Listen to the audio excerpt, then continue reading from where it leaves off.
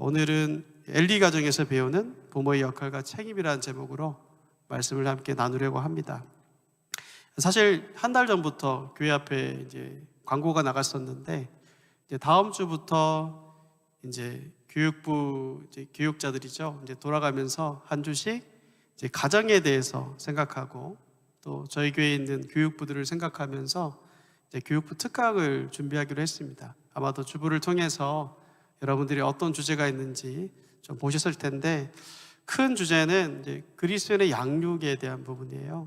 우리가 부모로서 또 교회에 있는 어떤 그리스도인으로서 우리 다음 세대 친구들을, 우리 아이들을 어떻게 양육하고 길러야 되는지에 대한 주제인데요.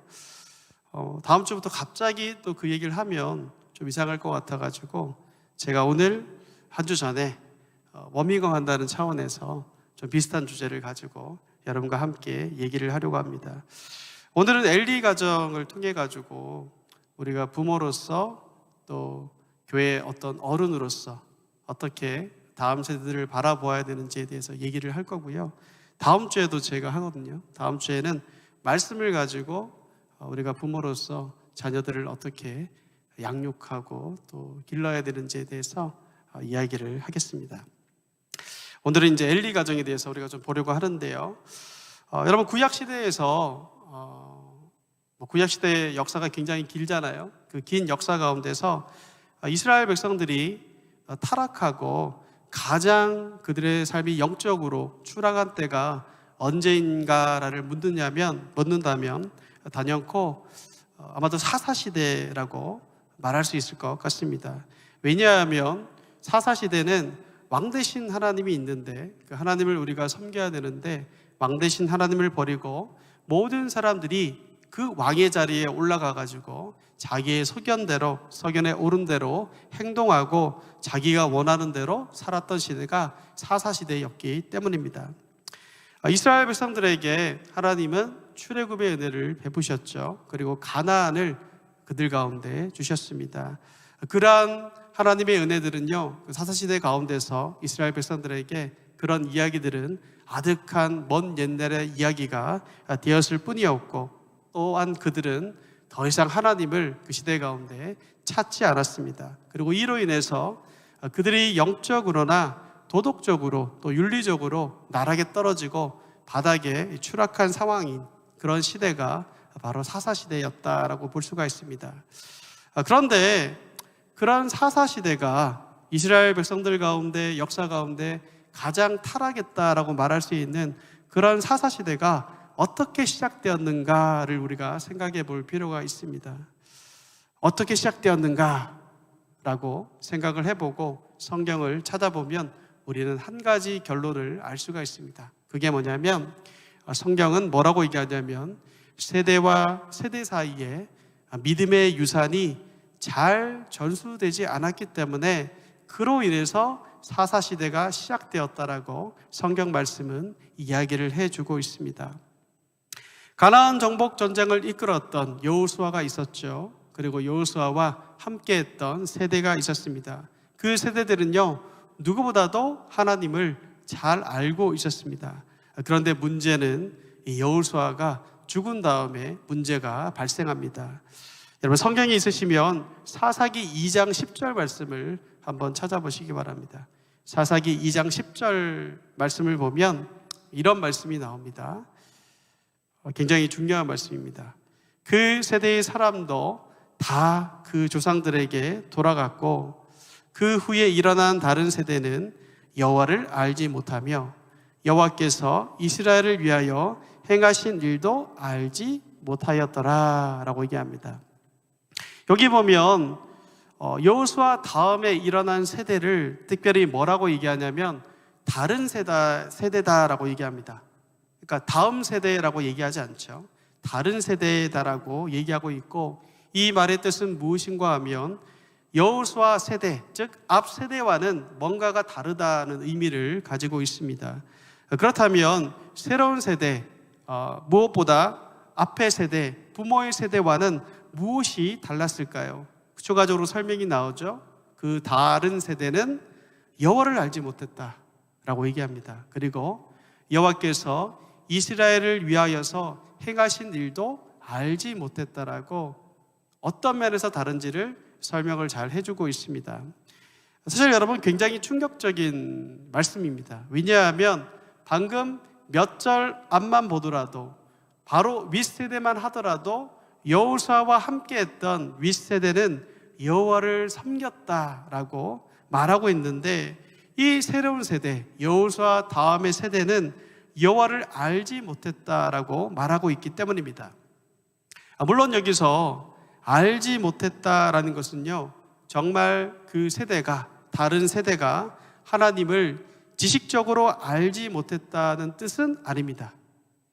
여러분, 성경에서 알다라는 뜻을 가진 히브리어 단어가 있는데요, 야다라는 단어가 있습니다. 이 야다라는 단어는요, 단순히 지식적으로 아는 것을 야다라고 얘기하지 않아요. 이 야다는 어떤 의미냐면 몸과 마음을 써서 안다라는 뜻도 있고, 또 경험을 통하여서, 체험을 통하여서 내가 안다라는 뜻을 가지는데, 이것은 관계적으로 어떤 이와의 관계를 통하여서, 어떤 관계를 통하여서 깊이 그것을 안다라는 의미를 가지고 있습니다. 그렇기 때문에 지금 다른 세대가 있는데 하나님을 알지 못했다는 말은요, 그들이 가진 하나님에 대한 지식이 삶과 연결되어 있지 않았다라는 뜻입니다. 그러니까 다른 세대도 하나님을 알았어요. 하나님이 출애굽의 역사를 이끌었고 우리를 가나안에 인도했다라는 것을 부모를 통해서 지식적으로는 알고 있었지만 관계적으로 어떻습니까? 하나님을 체험하지 못했고 하나님을 인격적으로 진정으로 만나지 못했고, 그렇기 때문에 하나님을 알지 못했다라고 성경 기자는 표현을 하고 있는 것입니다. 사사기 2장 12절을 보면요, 그런 부분에 대해서 이렇게 또 설명을 합니다. 애굽 땅에서 그들을 인도하여 내신 그들의 조상들의 하나님 여호와를 그들은 버렸다라고 표현하고 있습니다. 부모 세대만 하더라도 하나님을 섬겼는데, 그렇죠? 하나님을 위해서 하나님을 왕으로 모시고 진정으로 그것을 기쁨으로 모든 것을 감당했었는데, 지금 그 다음 세대인 자녀 세대는 어떠합니까? 하나님을 진정으로 알지 못하고 또 하나님을 버렸다라고 표현을 하고 있습니다. 이스라엘은 이처럼 안타깝게도 다음 세대에게 신앙의 유산이라고 얘기하죠. 믿음의 유산을 물려주는 것을, 전수하는 것을 실패했고, 그로 인해서 다음 세대는 윗세대와 다른 세대가 되어버렸고, 또 이스라엘은 그로 인하여서 사사시대라는 약 350년 동안의 영적인 암흑기를 맞이하게 되었던 것입니다. 어떤 사람들은요, 어떤 분들은 다음 세대, 우리 자식들에게 믿음의 유산을 잘 물려주지 못한 게 그게 그렇게 큰 영향력이 있는가, 큰 영향을 미치겠는가 라고 얘기하실지 모르겠습니다. 그러나 우리가 사사기에서 볼 수 있는 것처럼 그것은 그리 간단한 문제가 아니다라는 것을 기억해야 됩니다. 자칫 잘못하면 이스라엘이란 공동체, 그리고 한 나라를 몰락하게 만드는 파급 효과를 줄 수도 있기 때문입니다. 여러분, 신앙전수의 실패는 이스라엘의 각 가정을 무너뜨렸습니다. 그리고 각 가정에서 다음 세대에게 신앙의 유산을 잘 물려주지 못함으로써 이스라엘의 12지파죠. 각 지파가 무너졌습니다. 궁극적으로는 이스라엘이란 나라가 영적으로, 도덕적으로, 또 윤리적으로 나락에 떨어져서 그런 뼈아픈 경험을 그들은 겪게 되었습니다. 이처럼 다음 세대에게 믿음의 유산을 물려주는 것, 아무것도 아닌 것 같지만 믿음의 유산을 전수하는 것은요, 굉장히 중요한 과제이고 사명이며, 또 그런 면에서 볼 때 이 교회가, 이 지상의 교회가 생명을 걸고 꼭 집중하고 감당해야 되는 것이 바로 다음 세대를 위한 사역이다라는 것을 우리는 알 수가 있습니다. 오늘 우리가 읽은 본문은요, 사사시대의 이제 마지막 무렵이에요. 마지막 무렵에 제사장 가정이었던 엘리 가정에 대한 이야기를 우리 가운데 들려주고 있습니다. 우리는 엘리를 통해서도요, 또 교훈을 얻을 수가 있어요. 이 가정에서 믿음의 유산, 내가 믿는 하나님에 대하여서 우리 자녀들에게 알려주고 가르쳐주고 생각하게 하고 하는 그러한 모든 것이 얼마나 중요한가를 엘리 가정은 우리 가운데 반면교사의 역할을 해주고 있습니다. 오늘 우리가 읽었던 것처럼 사무엘상 1장 3절에서 엘리가 등장하죠. 처음 등장을 합니다. 사실 마음 같으면 1장 2장을 다 읽으면 좋은데 1장 2장이 어떤 구조로 되어 있냐면요, 대조가 되어 있어요. 대조가.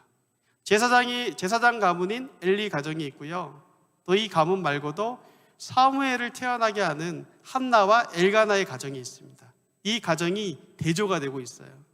한 가정은 제사장 가정임에도 불구하고 자녀들에게 믿음의 유산을 잘 물려주지 못했다라는 것을 얘기해 주고 있고요, 한 가정은 사무엘에게 믿음의 유산을 잘 물려줬다라는 것을 서로 대조해서 이렇게 보고 있습니다. 아무튼 엘리는요, 제사장이었습니다. 여호와께 예배하고 또 제사를 드리는 제사장으로서 당시 어디에 거주하고 있었냐면 실로에서 거주하고 있었다라고 얘기합니다. 왜냐하면 실로에 하나님의 법궤와 성막이 있었기 때문입니다. 성경은 말하기를 이 엘리에게, 제사장인 엘리에게 두 아들이 있었다라고 얘기하죠. 두 아들의 이름이 무엇입니까, 여러분? 한 명의 이름은 홈니라고 얘기하죠. 홈니. 그리고 한 명은 비느하스라고 얘기합니다. 아버지가 제사장이었으니까 당연히 두 아들도 뭡니까, 직책이? 제사장이었죠. 제사장은 혈연으로 이렇게 물려주는 관계이잖아요. 직책이기 때문에 당연히 그들도 제사장이었고 성막에서 하나님을 예배하고 또 제사를 섬기는 그런 사람으로 살아가고 있었습니다. 그런데 문제는 성경은요, 단도직입적으로 말합니다. 하나님을 섬기는 제사장들이었던 엘리의 두 아들 홈니와 비느하스가 나쁜 놈이었다라는 것이죠. 형편이 없었다라고 얘기합니다. 2장 12절을 보시면 이렇게 얘기해요. 돌려 얘기하지 않습니다. 엘리의 아들들은 뭐라고 얘기해요? 행실이 나빴다. 그렇죠? 행실이 나빴다라고 얘기하면서 여호와를 알지 못했다라고 얘기합니다. 여러분, 여호와를 알지 못했다가 어디서 나왔던 표현입니까? 사사기에서 나왔던 표현이죠. 그러니까 이 홈니와 비느하스는 사사 시대에 살고 있었던 그 다른 세대와 똑같은 사람이었다라는 것을 성경 기자는 강조해서 말해주는 것입니다. 여러분, 여기서 행실이 나쁘다라는 것은요, 원래적인 의미는 사악한 자들이다 라는 뜻도 있고요, 또 다른 뜻은 쓸모가 없다라는 뜻이 있습니다. 쓸모가 없다. 즉 홈니와 비느하스는요, 쓸모없는 존재였다라는 것입니다. 더 충격적인 것은요, 그들이 여호와를 알지 못했다라고 얘기합니다. 여러분, 다른 사람들도 아니고 이 사람이 직책이 뭐예요? 제사장입니다. 그렇죠? 그런데도 그들은 하나님을 알지 못했다라고 얘기합니다. 그러니까 사사시대가 얼마나 타락했는지를 말해주는 거예요. 제사장인데도 불구하고 하나님을 알지 못했다라고 얘기합니다. 지식적으로만 제사 드리는 법에 대해서 알았고 또 하나님에 대해서 들었지만 하나님과는 전혀 깊이 있는 그러한 관계가 이 자녀들에게는 없었다라는 것을 우리는 볼 수가 있습니다. 사실 두 아들은 제사장으로서는 자격 미달인 사람들이었습니다. 13절부터 16절에는요, 이들의 나쁜 행실이 무엇인지에 대해서 자세하게 얘기를 해주고 있습니다. 여러분, 구약율법에 따르면 이제 짐승의 제사를 드리잖아요. 짐승 제물 중에 제사장의 몫은요, 부위가 정해져 있었습니다. 그러니까 제사장 마음대로 나는 다리를 좋아하니까 뒷다리를 가져와 이렇게 할 수가 없어요. 나는 이 부분을 좋아하니까 이 부분을 가져와 이렇게 할 수가 없었고, 율법 가운데 제사가 다 끝난 다음에 제사장이 받을 수 있는 몫이 딱 정해져 있었고 따로 있었습니다. 레위기 7장 28절부터 36절을 보면 가슴과 뒷다리는 제사장과 그 자손의 몫이다라고 얘기하고 있고요. 또 신명기 18장 3절을 보면 앞 넓적다리와 두 볼과 위를 제사장에게 주라고 얘기했습니다. 그리고 그것을 번제단에서 기름을 먼저 여호와께 태워드린 다음에, 즉 제사의 집도가 모든 것이 끝난 다음에 주라고 하고 있습니다. 하지만 그들은 율법에 대한 이러한 규정과 절차를 모조리 무시했다라는 것이죠. 13절부터 16절을 보면 뭐라고 얘기하냐면, 제사장이 직권을 남용합니다. 직권을 남용해가지고 3살 갈고리가 있어요. 이 갈고리를 가지고 걸리는 것은 아무 것이나 마음대로 취했다라는 거예요. 그러니까 분명히 제사장은 가질 수 있는 부위가 정해져 있는데 그걸 지키지 않았다는 거예요. 갈고리로 막 휘저어가지고 걸리면 자신들의 것이 된 것이죠. 이렇게 했고, 또한 심지어는 삶은 고기에 질리게 되면 삶기도 전에 이 생고기를 취했고, 심지어는 고기를 차지하기 위해서 협박도 일삼았다라고 얘기하고 있습니다. 이에 대해 성경은 한마디로 또 뭐라고 평가하냐면요, 17절에 이렇게 평가하죠. 이 소년들의 죄가 여호와 앞에 크문이라고 얘기하지 않죠. 심히 크문, 굉장히 심각한 죄라는 거예요. 심히 크문, 그들이 뭐라고 얘기합니까? 여호와의 제사를 멸시함이었더라라고 평가를 하고 있습니다. 심각한 거죠. 제사장이었는데 하나님을 알지 못했고, 하나님께 정말 거룩한 마음을 담아서 드려야 되는 그 제사, 예배의 모든 규정들을 쌍그리 무시했고 그 예배를 멸시했다. 그 모든 것이 하나님 앞에 심각한 죄였다라고 성경 기자는 이야기를 하고 있습니다. 홈리와 비느하스는 제사장입니다. 누구보다도 예배를 지켜야 되고 제사를 거룩하게 지켜나가야 되는 사람이었습니다. 그럼에도 그들은 제사를 멸시했다라고 얘기합니다. 여기서 멸시했다라는 것은요, 원래적인 뜻은요, 적극적으로 하나님을 회방했다라는 뜻입니다.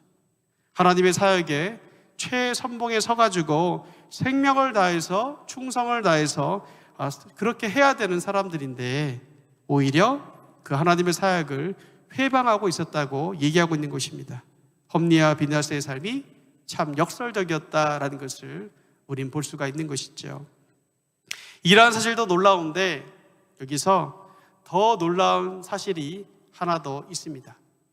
그것은 아버지였던 엘리가 제사장으로서 지금 하나님을 가볍게 경히 여기고 있고 또 제사를 멸시하고 있는 이 아들들에게 아무런 말도 하고 있지 않다라는 것입니다. 하나님께 대하여서, 하나님에 대하여서 무엇이 바른 것인지, 너가 제사장으로서 어떠한 삶을 살아야 되는지에 대해서 훈계하거나 가르치는 모습이 보여지지 않는다는 것입니다. 성경은 분명 뭐라고 얘기하냐면, 자신의 자녀들에게, 사랑하는 자녀들에게 하나님에 대해서 또 하나님의 말씀을 가르칠 것을 계속적으로 강조하고 있습니다.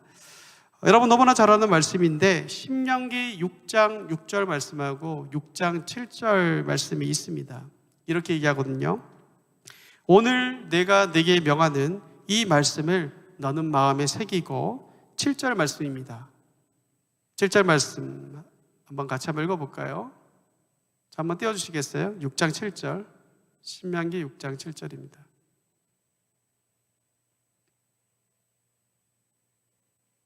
자, 시간이 좀 걸리는 것 같아요. 자, 7절 말씀 제가 읽어드립니다. 혹시 성경이 있으시면 같이 읽어주시면 좋을 것 같아요. 내 자녀에게 부지런히 가르치며 집에 앉았을 때에든지 길을 갈 때에든지 누워있을 때에든지 일어날 때에든지 이 말씀을 강론할 것이며 라고 얘기합니다. 즉 먼저 이 부모가 해야 되는 게 뭐냐면 하나님에 대한 말씀이 있어요. 하나님이 어떠한 분이신지, 하나님이 우리 가운데 은혜를 어떤 은혜를 베풀어 부리신지 그거에 대한 말씀을 먼저 새겼다면 이제는 어떻게 해야 됩니까? 부모된 자로 자녀에게 부지런히 이러한 것들을 가르쳐야 된다라고 분명하게 이야기를 하고 있습니다. 언제요? 부지런히 언제 가르쳐야 됩니까? 집에 앉았을 때든지 길을 갈 때든지 누워있을 때든지 일어날 때든지. 이 말은 뭐 계속 잔소리처럼 해라 이 말은 아닌 것 같아요. 그러니까 삶으로, 또한 때로는 훈계로, 때로는 어떠한 예배를 통하여서 이 자녀에게 하나님에 대한 것을 지속적으로 계속적으로 가르쳐야 되는 책임이 분명히 있다라고 강조를 하고 있습니다. 잠언서 22장 6절 말씀도 이렇게 얘기하거든요. 마땅히 행할 길을 아이에게 가르치라. 그러면 늙어도 그것을 떠나지 아니할 것이다 라고 얘기합니다. 여기서도 강조점은 동일합니다. 부모는 그 자녀에게 분명히 하나님에 대한 것을 마땅히 바른 길을 가르쳐야 한다라는 것입니다. 하나님의 율법을 지켜 행하는데 최선봉에 선 제사장 엘리는 당연히 이 하나님의 말씀을 알고 있었을 겁니다. 그리고 이 말씀을 따라야 했습니다.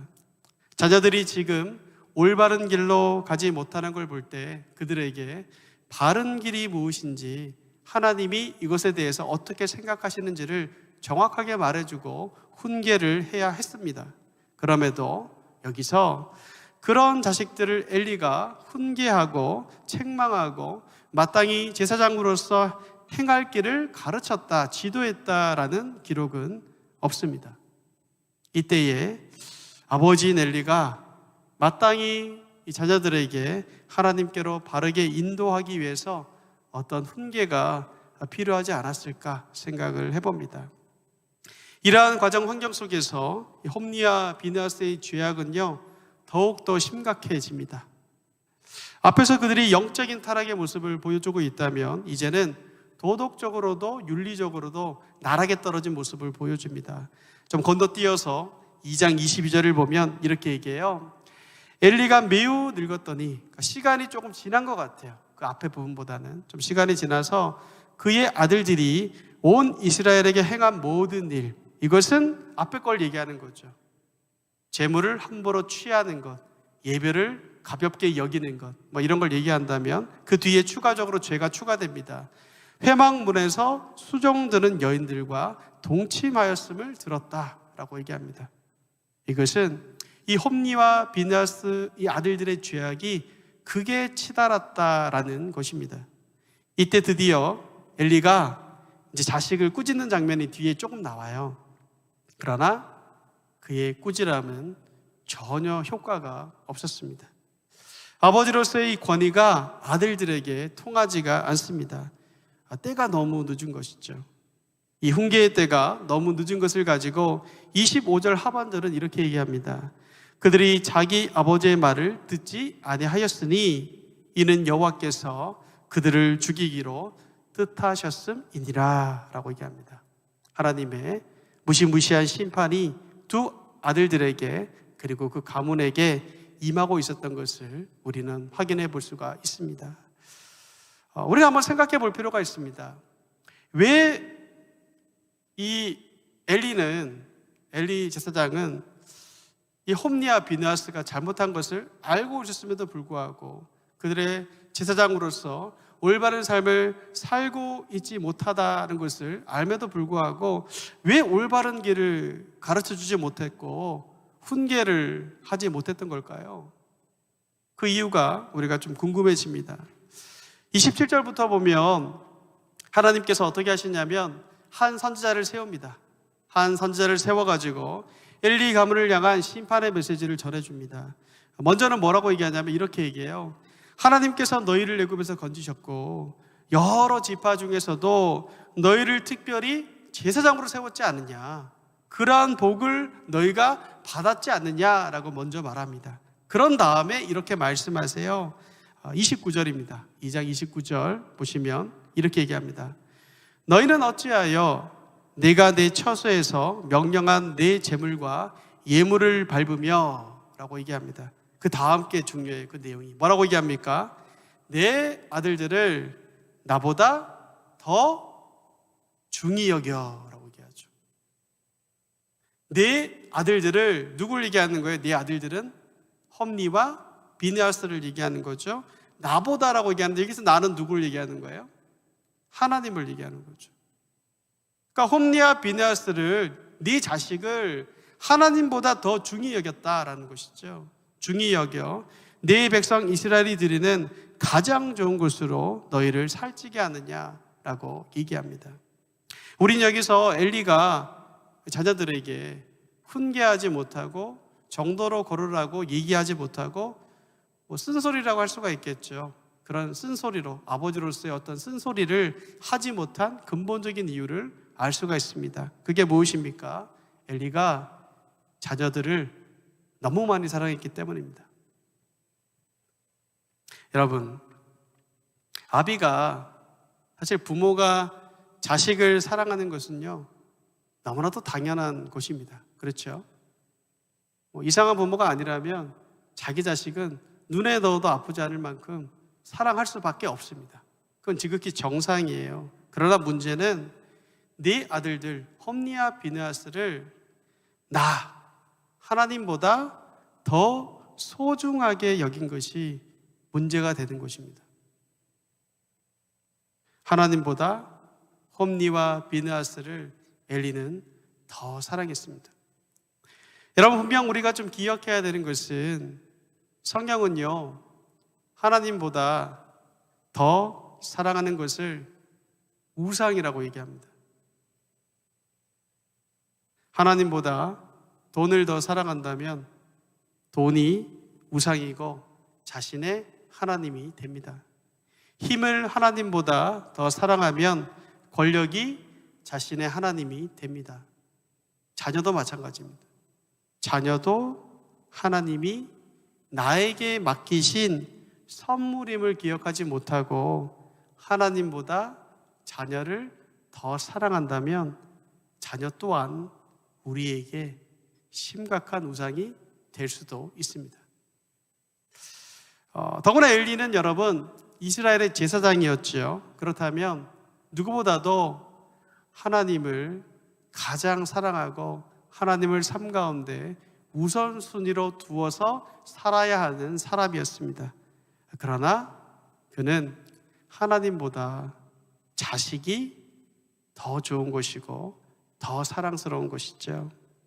하나님의 자리에 그는 결국 그러다 보니까 자식을 두게 되었고, 그러다 보니 옳은 행실을 하지 않은 그들에게 하나님이 누구신지, 제사장으로서 어떤 삶을 살아야 하는지를 가르치고 훈계하지 못했다라는 것입니다.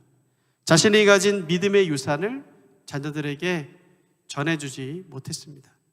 이처럼 엘리는 어떻게 보면 왜곡되고 조금은 삐뚤어진 사랑을 했다라고 볼 수가 있겠습니다. 진정으로 자식을 사랑하는 것이 무엇인지를 엘리는 잘 몰랐던 것 같아요. 그러기에 아들들이 하나님을 경히 여기고 경외함이 없는 것에 대해서 아무런 책망도 하지 않았던 겁니다. 진짜 아들들을 사랑했다면, 엘리가 정말 제대로 아들들을 사랑했다면, 올바르게 사랑했다면 책망하는 게 진짜 사랑인 거예요. 훈계해 주는 게 진짜 사랑인 거죠. 그런데 엘리는 그러한 말 하는 것도 싫어하고 할 만큼 자녀들에 대해서 너무 푹 빠져 있었다는 것이죠. 그것이 오히려 자녀들에게는 독이 되었고 그들이 패망의 길로 가게 만들었던 것을 보게 됩니다. 여러분, 오늘날 많은 부모님들이 자식을 위해서 올인합니다. 그렇죠? 특별히 동양적인 사고에 있는 부모님들은, 특별히 한국 부모님들은, 저도 똑같아요. 사실은 부모님들은 자녀에게 올인하는 성향이 더 짙습니다. 특별히 어머님 같은 경우는 자녀가 태어나면 어떻게 됩니까? 자신의 삶을 포기하는 건 아니지만 자신의 삶을 내려놓습니다. 그렇죠? 내 자녀를 위해서 모든 걸 헌신하고 나중에는 어떻게 되냐면 내 자녀의 삶이 나의 삶과 동일시되는 경향이 있습니다. 근데 여러분, 그건 좀 잘못된 거예요. 사실은 내 삶은 내 삶이고 자녀의 삶은 자녀의 삶입니다. 그 자녀를 아무리 우리가 애써서 키우고 아무리 사랑으로 키우고 정말 집착하다시피 집중해서 키운다 하더라도 결국은 사실은 자녀는 자녀고 저는 저라는 것이죠. 오늘날 많은 사람들이 자녀에게 그렇게까지 올인하면서 집중하면서 살아갑니다. 그래서 많은 시간과 많은 물질들을 자녀에게 다 쏟아붓게 되죠. 그런데 우리가 인간적으로 생각하기에 그 결과는 만족스럽지 못할 때가 많습니다. 왜일까요? 삐뚤어진, 조금은 왜곡되어 있는 자식 사랑을 할 때가 많기 때문입니다. 자식을 사랑하지 않는 부모가 어디 있겠습니까? 그러나 지나치고 이 왜곡된 사랑을 해서는 안 된다는 것이죠. 삐뚤어진 자식 사랑은요, 자식으로 하여금 복을 받게 하는 것이 아니라 오히려 자식을 망칠 수도 있다는 것을 여러분 기억해야 됩니다. 제가 요즘에 이제 즐겨보는 TV 프로그램 중에, 저희가 이제 작년에 아기가 생기면서 보는 게 많이 달라지더라고요. 옛날에는 거들떠보지 않았던 그 유튜브에 막 애들이 좋아하는 동영상이 있잖아요. 뭐 그런 걸 본다거나, 아니면 이유식을 어떻게 만든다는 거, 뭐 그런 거 있잖아요. 초기 유식은 이렇게 하고, 뭐 중기는 이렇게 하고, 후기는 이렇게 하고, 막 그런 거 있잖아요. 그런 걸 막 보는데, 요즘에 이제 즐겨보는 프로가 뭐냐면, 어떤 방송사에서 하는 금쪽 같은 내 새끼라는 프로그램이 있습니다. 유튜브의 풀 버전으로 계속 이렇게 올라오거든요. 그래서 이제 매주마다 이제 보는 것 같은데, 그게 이제 어떤 프로그램이냐면, 옛날에 우리 아이가 달라졌어요라는 프로그램이 있었어요. 그렇죠? 그러니까 아이가 좀 문제가 있는데 그 아이를 변화시키는 뭐 그런 프로랑 비슷한 거예요. 비슷한 컨셉인데, 그러니까 자녀들이 있는데 자녀들을 열심히 양육했는데 자녀들이 뭐 폭력성이 있다거나, 아니면 뭐 거짓말을 잘한다거나, 아니면 좀 이상한 행동을 한다거나, 문제가 있는 아이들을 이제 데리고 와가지고 관찰을 하면서 이제 전문가가 같이 보면서, 이런 부분이 좀 잘못됐네요, 이런 부분이 잘못됐네요 하면서 이렇게 교정하고 함께 이제 수정해 나가는 프로그램이거든요. 그래서 이제 그걸 이제 계속 보는데, 매주 이제 시청하다 보니까 이제 대략적으로 이제 어떤 아이가 딱 나오면, 얘는 이게 잘못됐네, 이런 걸 아는 거예요. 근데 여러분, 크게 딱 두 가지가 있더라고요. 결국은 두 가지 잘못이 있습니다. 그게 뭐냐면, 이 어떤 자녀가 문제가 있을 때, 어떤 뭐 잘못된 성향을 드러낼 때 문제가 어떻게 나타나면, 첫 번째 이렇게 만들어진 계기가 뭐냐면, 자녀에 대한 어떤 사랑이 너무 적을 때 문제가 나타나는 경우가 있어요. 그러니까 자녀는 부모님께 사랑을 받고 싶고 많이 공급받고 싶은데 부모님이 그러한 사랑을 주지 못할 때 좀 삐뚤어지고 왜곡된 성향의 아이로, 뭐 문제아로 이렇게 되는 것이죠. 근데 여러분, 또 다른 경향은 어떤 경향이 있냐면 반대의 경우가 있는 거예요. 부모님이 자녀에게 어떻게 해요? 너무 잘해줘가지고, 너무 잘해주다 보니까 이 자녀가 문제가 되는 거예요. 그러니까 그걸 보면서 자녀에 대한 어떤 사랑, 정말 사랑하고 아껴주고 하는 건 중요하지만, 부모로서 자녀에 대한 어떤 사랑에 어떤 한계와 정함이 분명히 있어야 되구나, 부모로서의 어떤 권위는 분명히 있어야 되구나라는 것을 좀 깨닫게 된다는 것이죠. 근데 엘리는 그걸 잘 이렇게 컨트롤하지 못했던 것 같습니다. 아무튼 그렇게 되면서 이 가문의 결말이 어떻게 됩니까? 하나님을 경외하기를 가르치지 않았고, 또 믿음의 스토리가 이어지지 않은 가문의 결말은 안 봐도 뻔합니다. 여러분, 비참한 최후가 그 가문을 기다리고 있었습니다. 하나님을 멸시했던 홈니와 비나스는 전쟁에서 동시에 죽음을 당합니다. 그리고 그때 영광스러운 하나님의 언약궤도 블레셋 족속이었죠, 이방 족속에게 빼앗기게 됩니다. 그리고 그 소식을 들었던 엘리 또한 자기 의자에서 넘어져가지고 문 곁에서 목이 부러져서 죽게 되는 비참한 가문의 결과를 맞이하게 되는 것을 보게 됩니다. 여러분, 엘리는요 제사장이었습니다. 그리고 사사로서 모범적인 삶을 살았습니다. 그는 성막에서 맡은 일을 성실하게 수행했습니다. 그러나 가정이란 영역에서 엘리는 실패했습니다. 실패란 말이 좀 절망적이긴 한데 아무튼 결과가 좋지 않았습니다. 신앙 공동체를 지도하고 나라를 이끈 그가 정작 자신의 가정은 제대로 다스리지 못했다라는 것입니다. 제사장이면서도 여호와의 제사를 멸시하고 하나님을 경히 여겼던 아들들을 바로 교정해 주지 못했습니다. 그는 가정이라는 중요한 영역에서 실패를 했고, 그 영향력은 엘리의 가정을 뛰어넘어서 이스라엘의 신앙의 공동체와 나라를 황폐하게 만들었습니다. 하나님의 언약궤를 이방 민족에게 빼앗기는 큰 위기와 수치를 겪게 된 것입니다. 여러분, 세대 간의 믿음의 전수의 실패가 이스라엘 백성들에게 약 350년에서 400년 동안 긴 암흑기의 역사를 주었던 것처럼 한 가문에서 신앙의 전수가 실패가 나라에 큰 위기를 가져다 주었다는 것을 우리는 놓치지 말아야 되겠습니다. 이것은 무엇을 말해줍니까? 한 가정 안에서 하나님을 향한 양육과 신앙의 전수, 믿음의 전수는요, 굉장히 중요한 사역이고 굉장히 중요한 것이란 겁니다. E.M. 바운즈란 목사님이 이렇게 얘기했어요. 우리 5월달 큐티책을 보면 맨 앞에 이분의 묵상한 글귀가 써 있거든요. 거기에 보면 이렇게 말합니다. 자녀를 의롭게 양육하는 일은 자신뿐만 아니라, 즉 부모로서 그 가정과 자신뿐만 아니라 교회와 나라를 위해서 할 수 있는 최상의 일이다라고 얘기합니다. 저는 이 말이 맞다라고 생각합니다.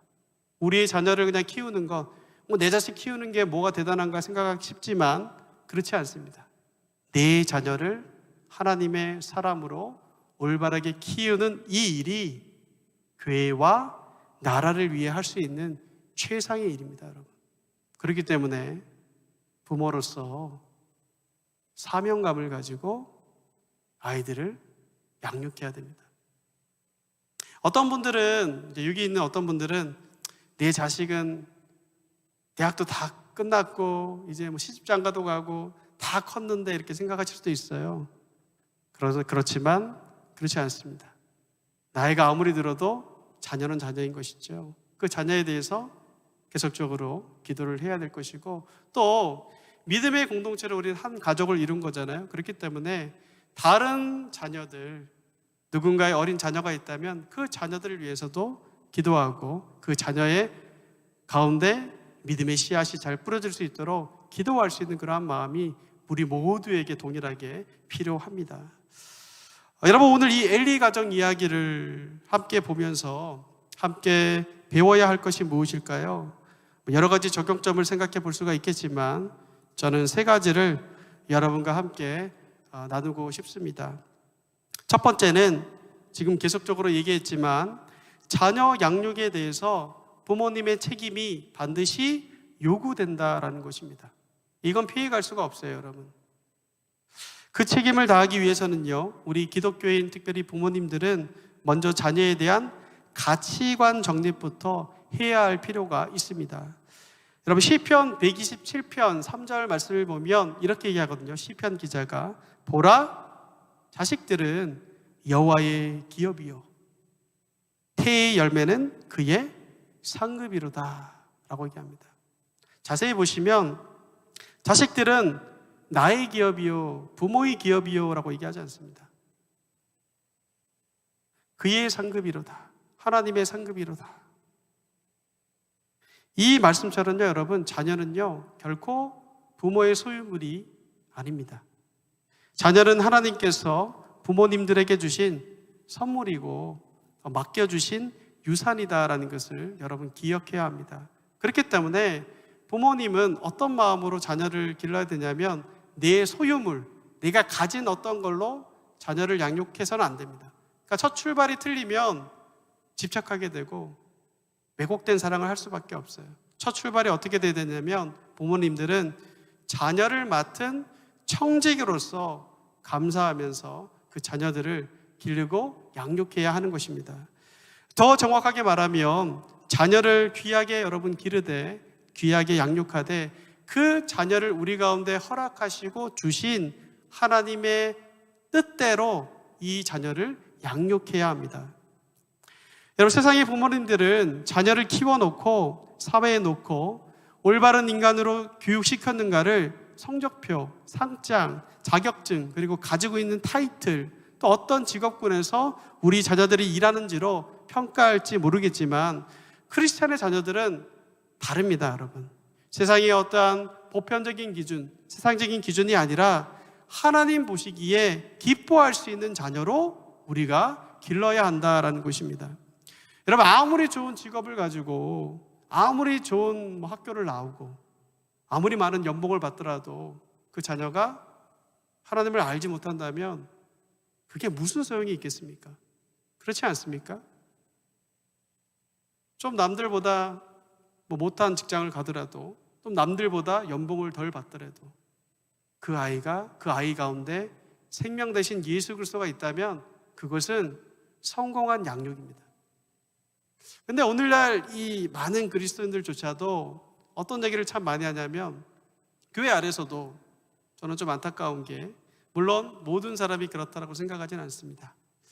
교회 안에서 이제 부모님들끼리 얘기할 때 가장 중요한 주제는 우리 자녀들이 어떻게 하나님을 인격적으로 만났으면 좋겠다. 이 아이는 정말 하나님을 정말 경험하고 그랬으면 좋겠다. 이런 얘기를 좀 주제별로 나누면 좋을 것 같은데, 당연히 얘기할 수도 있겠지만 어느 학군이 좋다더라, 어떤 학교를 간다더라, 대학을 가려면 이러이러한 활동을 해야 된다더라, 이런 주제들이 메인 주제로 사용되는 걸 볼 때 조금은 안타까움이 있습니다. 가장 중요한 거는요, 우리 아이들이 하나님을 진짜 만나게 하는 것이 제일 중요한 양육의 가장 첫 번째 걸음입니다, 여러분. 잠언 기자는 이렇게 얘기했어요, 여러분. 잠언 1장 7절에서 여호와를 경외하는 것이 지식의 근본이거늘 미련한 자는 지혜와 훈계를 멸시한다라고 얘기했습니다. 기독교인 부모가 자녀들에게 인생을 살아가는 데 있어서 가장 중요한 가치관이 하나님을 경외하는 것이다 라는 것을 심어주지 못하고 세상적인 성공이 최고인 양 그것을 목표로 키운다면 자녀들의 안위와 성공이 하나님보다 더 귀하다는 기준으로 교육한 것이기 때문에 오늘 본문의 엘리와 경우와 크게 다르지 않다라고 생각을 합니다.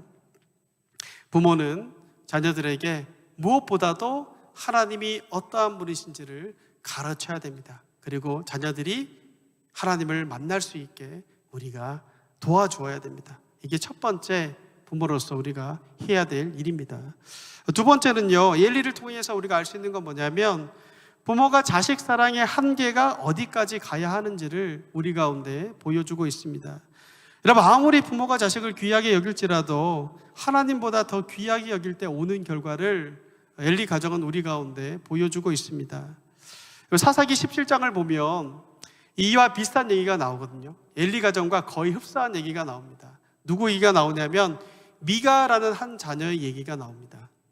여러분, 미가라는 이름의 뜻이 무엇인 줄 아십니까? 이름의 뜻이 뭐냐면 여호와 같은 이가 없다라는 뜻이에요. 여호와 같은 이가 누구인가 라는 뜻을 가지고 있습니다. 아마도 그의 어머니는 아들을 낳고 오직 여호와 하나님을 예배하고 오직 하나님의 영광을 위해 살도록 하기 위해서 그런 바람으로 그 아들에게 미가란 이름을 붙여줬던 것 같아요. 그런데 그 어머니가 이 아들 미가를 대하는 방식은요, 지나친 왜곡된 사랑이었습니다. 미가의 어머니는요, 어느 날 자신이 은 1,100을 가지고 있었는데 이 은 1,100을 누군가가 훔쳐갔다는 사실을 알게 됩니다. 은 1,100은요, 오늘날의 화폐의 가치로 환산하면 약 40만 불 정도가 됩니다. 큰 돈이에요, 사실. 그래서 큰 돈을 잃어버린 이 어머니는요, 어떻게 하냐면 훔쳐간 그 사람에 대해서 저주를 퍼붓습니다. 그리고 저주의 기도를 합니다. 그런데 뜻밖에도 범인이 누구였냐면 자기의 사랑하는 아들 미가였다는 것이에요. 사랑하는 아들 미가가 자신의 어머니의 돈을 훔쳐갔다는 것이죠. 자기의 아들이 내가 훔쳤습니다 라고 고백하자 이 어머니가 어떻게 했는지 압니까? 그러니까 좀 정상적인 엄마였다면 당연히 그 아이를 혼냈겠죠. 혼내고 그러면 안 된다라고 훈계를 했겠죠. 근데 이 어머니는 좀 이상한 어머니였습니다. 뭐라고 얘기하냐면 어머니, 내가 그거 훔쳤어요. 40만 불 내가 훔쳤어요. 딱 그러니까 이 어머니가 네 아들이 여호와께 복을 받기 원합니다 라고 기도합니다. 우리의 입장에서 보면 사실 납득이 잘 되지 않습니다. 어떻게 아들이 자기의 돈을 그렇게 많이 훔쳐갔는데 저주가 두려워서 고백했는데 네 아들이 복받기 원한다는 고백을 할 수가 있겠습니까? 그런데 어머니 입장에서 보면 이미 자기 입으로 내뱉었던 그 저주가 아들들에게 임하지 않으려면 여호와께부터 복을 받아야 된다라고 생각했던 것 같습니다. 그래서 네 아들이 복을 받기 원한다라는 고백을 한 것입니다. 심지어 그 어머니는 아들이 복받기를 원하는 간절한 마음 때문에 아들을 위하여서 엄청난 액수를 들여서 우상을 만듭니다. 그리고 자기의 집을 산당으로 만들었습니다. 아들이 복을 받을 수 있다면 내가 무엇인들 하지 못하겠느냐, 이런 생각으로 아들들을 위해서 우상을 만들었던 것입니다. 왜곡되고 지나친 사랑이 그 가운데 있었다는 것을 우리는 볼 수가 있습니다. 그런데 의외로 오늘날 이렇게 자녀들을 대하는 부모들이 굉장히 많은 것 같습니다. 잠언 23장 13절부터 14절을 보면 이렇게 말합니다. 아이를 훈계하지 아니하려고 하지 말라. 채찍으로 그를 때릴지라도 그가 죽지 아니하리라. 굉장히 충격적인 말씀이죠. 실제로 미국에서 이 말씀 그대로 믿어가지고 자녀를 너무 심하게 때려가지고 죽는 사건도 있었습니다. 그 뒷말이 되게 중요해요, 여러분. 내가 그 채찍으로 때리면 그의 영혼을 수월에서 구원하리라 라고 얘기합니다. 이것은 아이를 정말 죽일 정도로 때리라는 것이 아닙니다. 여러분 집에 가셔가지고 하나님 말씀이 있으니까 오늘부터 내가 회초를 드려야 되겠다, 그렇게 생각하지 마시기 바랍니다. 이 말씀의 동기와 요지는요 14절 뒷절 말씀인데요, 즉 아이의 영혼을 구원하기 위해서는요 부모는 모든 훈계와 노력을 아끼지 말아야 된다는 것을 얘기해 주고 있는 겁니다. 지혜로운 방법의 훈계가 우리 모든 부모들에게 반드시 필요하다라는 것입니다. 마지막으로 부모는 이처럼 자녀에 대한 양육의 책임이 분명히 있다라고 성경은 말합니다. 그래서 최선을 다해서 우리들은 우리 자녀들을 믿음으로 양육해야 합니다. 그러나 모든 자식들의 잘못에 대한 책임이 다 부모에게 있다거나 경건한 자식들의 뒤에는 다 훌륭한 부모가 있다라는 식의 단순 논리나 흑백 논리로 자녀의 교육 문제를 보는 것은 바람직하지 않다라는 것입니다. 왜냐하면 어떤 경우에는 그럴 수 있지만 그렇지 않는 경우가 성경에서도 많이 발견되기 때문입니다. 여러분도 잘 아시겠지만 부모님이 정말 마음을 담아서 헌신되이 하나님에 대해서 가르치고 양육해도 자녀가 삐뚤어지는 경우가 있습니다. 그렇죠? 세상에서 제일 어려운 게 자녀 농사라고 그러잖아요. 그렇죠? 마음대로 되지 않는 경우가 있습니다. 성경에서 마찬가지로 그런 일들이 굉장히 많습니다. 엘리 가문이 몰락한 다음에 세워진 사람이 누구냐면 사무엘이거든요. 사무엘은 우리가 아는 것처럼 하나님을 경외하는 사람이었고 정말 완전한 사람이다라고 할 정도로 굉장히 훌륭한 사람이었습니다. 그럼에도 사무엘의 자녀들은요 그렇지 못했습니다. 사무엘상 8장 3절에 보면 이렇게 얘기합니다. 그의 아들들이 자기 아버지의 행위를 따르지 아니하고 이익을 따라 뇌물을 받고 판결을 굽게 했다라고 얘기합니다. 사무엘의 자녀들은요 올바르지 않았습니다. 다윗의 가문의 자녀들 또한 그 문제가 매우 심각했다는 것을 우리는 알고 있습니다. 이와 반대로 사울 왕의 경우에도 그의 아들 요나단은요 아버지와 달리는 훌륭하게 자랐다는 것을 또 알 수 있습니다. 자녀에 관해서 부모님이 분명 양육해야 되고 하나님에 대해서 가르쳐야 될 책임이 있는 건 맞지만 100% 부모에게 책임을 맡길 수는 없다라는 것입니다. 그렇다고 부모의 역할을 제대로 하지 않고 요행을 바라거나 어차피 부모의 뜻대로 다 되는 것도 아닌데라고 포기하는 것은 더욱더 잘못된 것이고 성경적이지 않습니다. 그러나 때로는 우리가 아무리 애쓰고 경건하게 아이들을 잘 키우려고 노력하고 그렇게 한다 할지라도 그것조차 때로는 우리의 마음대로 우리의 뜻대로 되지 않음을 알아야 되고 하나님께 그 주권을 맡겨드려야 할 때가 있다라는 것입니다. 여러분 사무엘이 기도하는 사람으로서 왜 자녀들을 위해서 기도하지 않았겠습니까? 그 할머니인 한나는 기도의 여인으로서 왜 손주들을 위해서 기도하지 않았겠습니까? 그럼에도 불구하고 왜 사무엘의 자녀들은 악한 평판을 받았는지 그것은 아무도 설명할 길이 없습니다.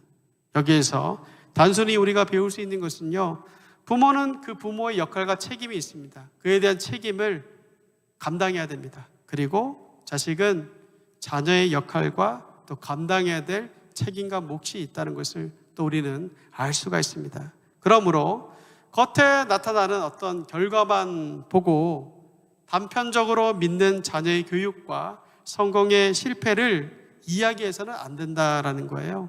하나님만이 각 부모를 판단하실 수 있는 자격이 있지 어느 누구도 우리는 부모들을 판단할 자격이 없습니다. 간혹 교회에 보면 이제 자식들이 어떻게 커가는지를 다 보잖아요. 그걸 보면서 때로는 삐뚤어 나가고 교회를 떠나고 하나님을 알지 못하는 자녀들이 있을 수 있거든요. 그걸 보면서 사람들이 어떻게 얘기합니까? 손가락질하죠. 아유, 저 부모가 잘 못 가르쳐서 저렇게 된 거야. 단정지어 말합니다. 근데 그거는 틀린 거예요, 여러분.